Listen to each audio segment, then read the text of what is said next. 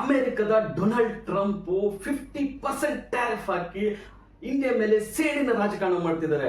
ಇದರಿಂದ ಯಾವ ಸೆಕ್ಟರ್ಗೆ ಎಫೆಕ್ಟ್ ಆಗುತ್ತೆ? ಇಂಥ ದೊಡ್ಡ ಬೆದರಿಕೆಗೆಲ್ಲ ಬೆದರದೆ ನಾವು ಯಾವ ತರ ಇದನ್ನ ಎದುರಿಸೋದು ನೋಡೋಣ.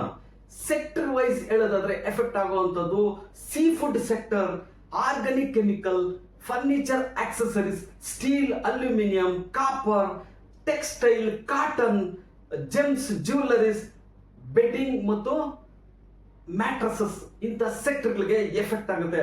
ಇಂಥ ಸೆಕ್ಟರ್ ಗೂಡ್ಸ್ ಅಲ್ಲಿ ಆಲ್ಮೋಸ್ಟ್ 75% ಕೊಲಾಪ್ಸ್ ಆಗೋ ಸಾಧ್ಯತೆ ಇದೆ ಅಂತ ಹೇಳ್ತಾ ಇದೆ ಸರ್ವೆ. ಅದರಲ್ಲೂ ಓವರ್ ಆಲ್ ಆಗಿ 50% ನಮ್ಮ ಒಂದು ಎಕ್ಸ್ಪರ್ಟ್ ಡೌನ್ ಆಗುತ್ತೆ.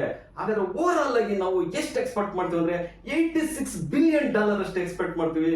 ಅದರಲ್ಲಿ $50 ಬಿಲಿಯನ್ ಇಳಿಯೋ ಸಾಧ್ಯತೆ ಇದೆ ಅಂತ ಹೇಳ್ತಿದ್ದಾರೆ.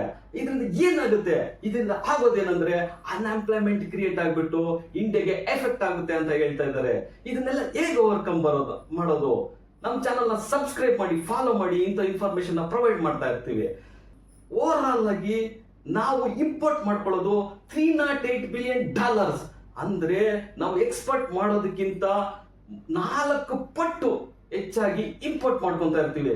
ನಮ್ಮ ಇಂಡಿಯನ್ ಪಾಪ್ಯುಲೇಷನ್ ಬಂದ್ಬಿಟ್ಟು 140 ಕ್ರೋರ್ಸ್ ಅಂದ್ರೆ ದಿನ ಪ್ರತಿನಿತ್ಯ ನಾವು ಬೆಳಿಗ್ಗೆ ಎದ್ದಾಗಿಂದನು, ಬಾತ್ರೂಮ್ ಹೋದಾಗಿಂದನು, ರಾತ್ರಿ ಮಲಗೋವರೆಗೂ ಪ್ರತಿಯೊಂದು ಗೂಡ್ಸ್ ಅಂಡ್ ಸರ್ವಿಸಸ್, ಮಲಗದಾಗ ಸಹ ನಾವು ಸರ್ವಿಸಸ್ ನ ಯೂಸ್ ಮಾಡ್ತಾ ಇರೋದು.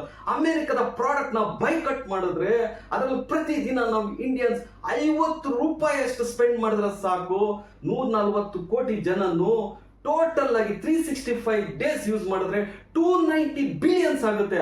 ಆಗ ಇಂಥ ದೊಡ್ಡ ಬೆದರಿಕೆಗಳನ್ನೆಲ್ಲ ಈಸಿಯಾಗಿ ಎದುರಿಸ್ಬಿಡ್ಬೋದು. ಅದರಿಂದ ನಾವು ಹೇಳೋದೇನಂದ್ರೆ ಸ್ವದೇಶಿ ಪ್ರಾಡಕ್ಟ್ ನ ಯೂಸ್ ಮಾಡಿ, ಆಗ ನಾವು ಈಸಿಯಾಗಿ ಇದರಿಂದ ಆಚೆ ಬರ್ಬೋದು. ಇಂಥ ದೊಡ್ಡ ಬೆದರಿಕೆಗಳನ್ನೆಲ್ಲ ಎದುರಿಸಿ ಅವ್ರಿಗೆ ಪ್ರತಿ ಉತ್ತರ ಕೊಟ್ಟಂಗಾಗುತ್ತೆ.